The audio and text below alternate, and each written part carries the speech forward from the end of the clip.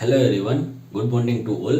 આજે આપણે standard 8ના chapter number 11 માપન એટલે કે મેઝરમેન્ટનો અભ્યાસ કરશું. માપન શબ્દનો આપણે આપણા રોજબરોજના જીવનમાં વ્યાપકપણે ઉપયોગ કરતા હોઈએ છીએ. જેમ કે આપણા ઘરથી બીજી કોઈ જગ્યા સુધીનું ડિસ્ટન્સ કેલ્ક્યુલેટ કરવું હોય તો તેના માટે આપણે કિલોમીટર એકમનો ઉપયોગ કરીએ છીએ. ત્યારબાદ આપણે નવું હાઉસ બનાવેલું હોય, હવે તે હાઉસમાં ફ્લોર હોય તેના ઉપર ટાઇલ્સ લગાડવાની હોય, બરાબર. તો તે ટાઇલ્સ લગાડવા માટે આખા હાઉસમાં આપણે વ્યવસ્થિત રીતે ટાઇલ્સ ફિટ કરી શકીએ તેના માટે કુલ કેટલી ટાઇલ્સની જરૂર પડશે તેની આપણે ગણતરી કરવી હોય તો તેના માટે પણ આપણે આપણું જે આખો ફ્લોર હોય તેનું પહેલાં ક્ષેત્રફળ કેલ્ક્યુલેટ કરી લઈએ. ત્યાર પછી તે મુજબ આપણે આખા મકાનની જે ફ્લોર છે તેના ઉપર કેટલી ટાઇલ્સની જરૂર પડશે કે જેથી આખો ફ્લોર સંપૂર્ણપણે આપણે કવર કરી શકીએ તેની ગણતરી પણ આપણે માપનનો ઉપયોગ કરીને કરી શકતા હોઈએ છીએ, બરાબર. તો આ ચેપ્ટરમાં આપણે આ પ્રકારના જે વિવિધ પ્રકારના પ્રશ્નો હોય તેનું આપણે સોલ્યુશન કઈ રીતે મેળવવું તેનો અભ્યાસ કરવાનો છે.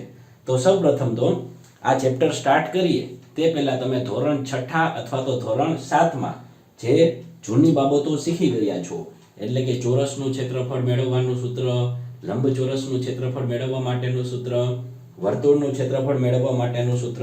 ત્યારબાદ વર્તુળ હોય તો વર્તુળમાં જે વિવિધ પ્રકારની ટર્મ્સ આવતી હોય જેમ કે વર્તુળની ત્રિજ્યા હોય, વર્તુળનો વ્યાસ હોય, બરાબર. ત્યાર પછી ત્રિકોણનું ક્ષેત્રફળ આપણે મેળવવું હોય તો ત્રિકોણના ક્ષેત્રફળ મેળવવા માટે જે વિવિધ પ્રકારના શબ્દો આવતા હોય જેમ કે વેધ છે, તો આ પ્રકારના શબ્દોનો મતલબ શું થાય તે તમે અગાઉના ધોરણમાં શીખી તો ગયા જ છો, છતાં પણ ફરી પાછા આપણે એક વખત રિવિઝન કરી લઈએ એટલા માટે તમને આ ચેપ્ટર સમજવામાં સરળતા રહે. ઓકે, તો આપણે સૌપ્રથમ તે વિવિધ પ્રકારના શબ્દો છે તેને પહેલાં સમજી લેશું. ત્યાર પછી જે સૂત્ર તમે અગાઉના ધોરણમાં ભણી ગયા છો તે સૂત્રનું આપણે રિવિઝન કરી લેશું. તો સૌપ્રથમ આપણે વર્તુળ વિશે સમજી લઈએ. ઓકે, તો વર્તુળની વ્યાખ્યા જોવા જઈએ તો વર્તુળની વ્યાખ્યા શું છે તો કે કોઈ નિશ્ચિત બિંદુથી સરખા અંતરે આવેલા બિંદુઓના સમૂહને શું કહેવામાં આવે? વર્તુળ કહેવામાં આવે છે. ઓકે, હવે આ જે વ્યાખ્યા છે તેનું મીનિંગ શું થાય? કોઈ નિશ્ચિત બિંદુથી, તો અહીંયા વચ્ચેની બાજુ હું કોઈ એક બિંદુ લઈ લઉં. હવે આ નિશ્ચિત બિંદુથી સરખા અંતર આવેલા બિંદુઓ, તો આપેલા બિંદુથી આ રીતે આખો એક બિંદુઓનો સમૂહ દોરવામાં આવે તો આ બિંદુ જે વચ્ચેનું છે તેનાથી આ દરેકે દરેક બિંદુઓ છે એ કેવા અંતર આવેલા હોય છે? સરખા અંતર આવેલા હોય, બરાબર છે. તો આ રીતે વચ્ચેનું જે બિંદુ છે નિશ્ચિત બિંદુ, ત્યાંથી જે સરખા અંતરે આ બધા બિંદુઓ આવેલા છે તેને ભેગા કરીને એક આ રીતે બનાવવામાં આવે આકૃતિ, તો તેને શું કહેવામાં આવે? વર્તુળ કહેવામાં આવે, બરાબર છે. તો અહીંયા આપણને જે નિશ્ચિત બિંદુ મળે તે નિશ્ચિત બિંદુને વર્તુળનું શું કહેવામાં આવતું હોય છે? કેન્દ્ર કહેવામાં આવે, બરાબર. ત્યાર પછી વર્તુળની ત્રિજ્યા, તો વર્તુળની ત્રિજ્યા કોને કહેવામાં આવે? તો અહીંયા આપણને જે વચ્ચે નિશ્ચિત બિંદુ આપેલું છે તે નિશ્ચિત બિંદુથી આખું વર્તુળ જે છે તેના પરનું કોઈ પણ બિંદુ, ધારો કે આ બિંદુ લઉં તો વર્તુળના કેન્દ્રને અહીંયા આ બિંદુ સાથે જોઈન્ટ કરી દઈએ તો એને શું કહેવામાં આવે? વર્તુળની ત્રિજ્યા કહેવામાં આવે, બરાબર છે. તો આ રીતે વર્તુળના કેન્દ્રથી વર્તુળ પરના કોઈ પણ બિંદુને આપણે જોઈન્ટ કરશું તો આપણને જે રેખાખંડ મળશે તે રેખાખંડને આપણે શું કહેશું? વર્તુળની ત્રિજ્યા કહેશું. અને હંમેશા કોઈ પણ વખત ત્રિજ્યા કોઈ એક વર્તુળ માટે દોરવામાં આવે તો તે ત્રિજ્યા હંમેશા કેટલી લંબાઈની હોય? સરખી લંબાઈની જ હોય છે, બરાબર. ત્યાર પછી આવે વર્તુળનો વ્યાસ. તો વર્તુળનો વ્યાસ કોને કહેવામાં આવે? તો કે વર્તુળના કેન્દ્રમાંથી પસાર થતી જે જીવા હોય તેને શું કહેવામાં આવે? વર્તુળનો વ્યાસ કહેવામાં આવે. એટલે કે વર્તુળનું જે કેન્દ્ર છે તેમાંથી પસાર થતી આપણે એક રેખાખંડ આ રીતે સળંગ દોરી દઈએ, એને નામ આપી દઈએ A અને B. તો A થી B સુધીનું જે અંતર છે તેને શું કહેવામાં આવે? વર્તુળનો વ્યાસ કહેવામાં આવે, બરાબર છે. જે વર્તુળની ત્રિજ્યા છે તેને ઇંગ્લિશમાં રેડિયસ કહેવામાં આવે. એટલા માટે વર્તુળની ત્રિજ્યાને આપણે સંકેતમાં જનરલી R વડે દર્શાવતા હોઈએ છીએ. અને જે વર્તુળનો વ્યાસ જે છે તેને ઇંગ્લિશમાં ડાયામીટર કહેવામાં આવે. એટલે કે વર્તુળના વ્યાસને આપણે સંકેતમાં શેના વડે દર્શાવી શકીએ? ડી વડે દર્શાવી શકીએ.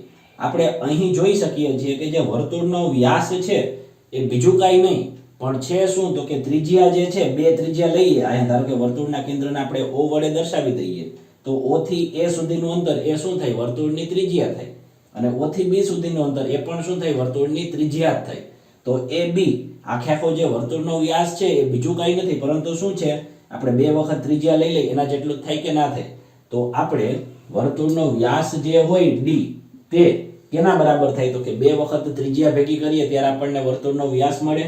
તો small d is equal to આપણે શું લખી શકીએ, 2r એવું લખી શકીએ. એટલે કે વર્તુળનો જે વ્યાસ હોય તે ત્રિજ્યાના કેટલા ગણો હોય, 2 ગણો હોય છે. ત્રિજ્યાને આપણે 2 વડે ગુણવામાં આવે તો આપણને શું મળી જાય, વર્તુળનો વ્યાસ મળી જાય. તે જ મુજબ વર્તુળની જે ત્રિજ્યા હોય તે આપણે વર્તુળના વ્યાસ ઉપરથી મેળવવી હોય તો આપણે વ્યાસ જે હોય વર્તુળનો તેને કેટલા વડે ભાગવો પડે, 2 વડે ભાગવો પડે. તો આ રીતે આપણે વ્યાસ આપેલો હોય તો એના ઉપરથી ત્રિજ્યા મેળવી શકીએ અને ત્રિજ્યા આપેલી હોય તો એના ઉપરથી આપણે વ્યાસ મેળવી શકીએ.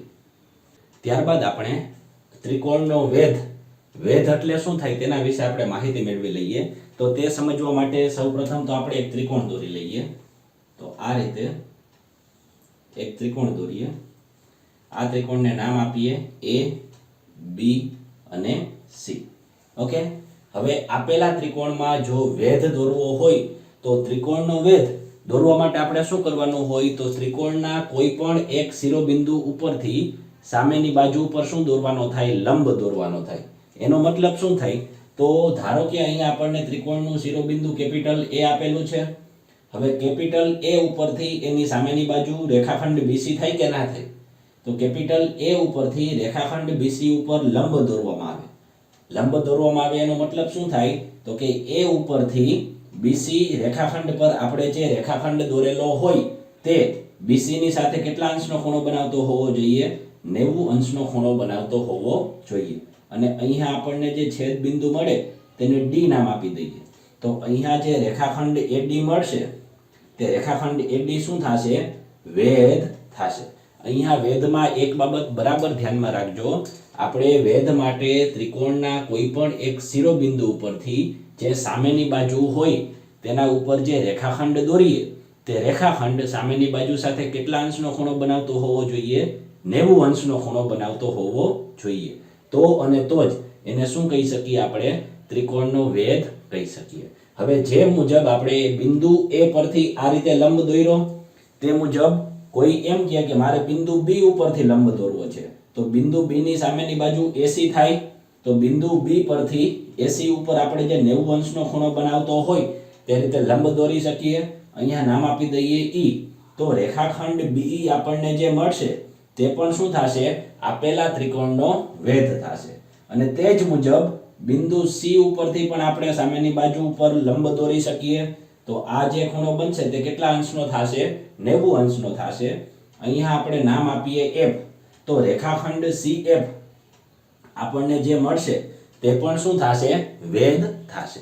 આ રીતે આપણને કોઈ પણ ત્રિકોણ આપેલો હોય તો કોઈ પણ ત્રિકોણ માટે આપણે ટોટલ કેટલા વેધ દોરી શકીએ, 3 વેધ દોરી શકીએ. 3 શિરોબિંદુ ઉપરથી સામેની બાજુ ઉપર એક વેધ દોરી શકીએ ને. તો આ રીતે આપણે ત્રિકોણના વેધને સમજી શકીએ. તો હવે આપણે ધોરણ 6 અથવા તો ધોરણ 7માં જે સૂત્રો બેસિક છે ભણી લીધેલા છે તે ફરી એક વખત રિવિઝન કરી લઈએ અને ત્યાર પછી આગળ વધીએ. તો સૌપ્રથમ આવે છે ચોરસની પરિમિતિ. હવે પહેલા તો પરિમિતિ એટલે શું થાય લગભગ બધાને ખબર જ હોય છે. ચોરસની પરિમિતિ એટલે કે ધારો કે અહીંયા આપણે એક ચોરસ દોરીએ. આ એક ચોરસ દોરેલો છે, એને નામ આપી દઈએ A, B, C અને D. અહીંયા AB બાજુની લંબાઈ 4 સેન્ટીમીટર હોય તો દરેકે દરેક બાજુની લંબાઈ કેટલા સેન્ટીમીટર હોવાની છે, 4 સેન્ટીમીટર જ હોવાની છે કારણ કે ચોરસ છે. ઓકે, તો અહીંયા ચોરસ ABCD માં આ જે 4 બાજુઓનું માપ છે તેનો શું કરી નાખીએ, સરવાળો કરી નાખીએ. ટૂંકમાં આપણને જે આકાર આપેલો હોય તેની બાઉન્ડ્રી એટલે કે તેની જે બોર્ડર હોય તે બોર્ડરની લંબાઈને શું કહેવામાં આવે, આપેલા આકારની પરિમિતિ કહેવામાં આવે. ઓકે, તો અહીંયા દરેકે દરેક બાજુ 4 સેન્ટીમીટરની હોય તો 4 + 4 + 4 + 4 આ રીતે 4 વખત બાજુઓના માપનો સરવાળો કરીએ તો એ 4 ગુણ્યા બાજુ જેટલું જ મળે કે ના મળે? તો ચોરસની પરિમિતિ આપણને 4 મલ્ટીપ્લાઈડ બાય L જેટલી મળે. તે જ પ્રમાણે લંબચોરસની પરિમિતિ મેળવવી હોય તો એના માટેનું સૂત્ર તમે અગાઉ જોયેલું છે કે 2 કૌંસમાં લંબાઈ પ્લસ પહોળાઈ, અને તેને સિમ્બોલમાં લખો હોય તો 2 કૌંસમાં L પ્લસ B એવું આપણે લખી શકીએ. કારણ કે જે લંબાઈ હોય તે લંબાઈને આપણે જનરલી લેન્થ કહેતા હોઈએ, એટલા માટે તેને L વડે દર્શાવીએ, અને પહોળાઈ હોય તેને ઇંગ્લિશમાં બ્રેથ કહીએ છીએ, એટલા માટે તેને B વડે દર્શાવીએ. ઓકે, તો ત્યાર પછી આવે છે વર્તુળની પરિમિતિ. હવે વર્તુળની પરિમિતિની જગ્યાએ ઘણી બધી વખત આપણને વર્તુળનો પરિઘ આ શબ્દ વ્યાપક પ્રમાણમાં ઉપયોગ કરવામાં આવે છે, પરિઘ. તો વર્તુળનો પરિઘ કીધેલું હોય કે વર્તુળની પરિમિતિ કીધેલી હોય, બે એક જ છે. બરાબર છે. આખું જે વર્તુળ હોય તેમાં પણ બાઉન્ડ્રી આપણને જોવા મળે કે ના મળે? તો વર્તુળની જે બાઉન્ડ્રી હોય તેની લંબાઈ કેલ્ક્યુલેટ કરવા માટેનું સૂત્ર શું છે? 2πr. અહીંયા r જે છે તે વર્તુળની ત્રિજ્યા દર્શાવે છે, અને પાઈ જે છે, પાઈની કિંમત તમે અગાઉના ધોરણમાં જોયેલું હશે કે 22/7 લેવામાં આવતી હોય, અથવા તો અમુક દાખલાઓમાં પાઈની કિંમત 3.14 પણ લેવામાં આવતી હોય છે. ત્યાર પછી આવે છે અર્ધવર્તુળની પરિમિતિ, અથવા તો અર્ધવર્તુળનો પરિઘ એવો શબ્દ વાપરેલો હોય. તો આખા વર્તુળની પરિમિતિ 2πr હોય, તો અર્ધવર્તુળ એટલે એનો અડધો ભાગ કરી નાખીએ તો એની પરિમિતિ શું થાય? તો કે 2πr ને આપણે 2 વડે ભાગી નાખવાના, તો 2 કેન્સલ આઉટ થઈ જશે, તો વધશે શું? πr. તો આ રીતે આપણને અર્ધવર્તુળની પરિમિતિ πr મળે, અને આખા વર્તુળની પરિમિતિ 2πr મળે. બરાબર છે. હવે આ જે અર્ધવર્તુળની પરિમિતિ મેં πr લખેલું છે ને, એનું ઘણી બધી વખત આપણે જે અર્ધવર્તુળ કરેલું હોય તો પાયરમાં આપણે વ્યાસને પણ ઘણી બધી વખત ઉમેરવાનો થતો હોય છે, પણ એ આપણે એ પ્રકારનો જ્યારે દાખલો આવશે ત્યારે ડિસ્કસ કરશું.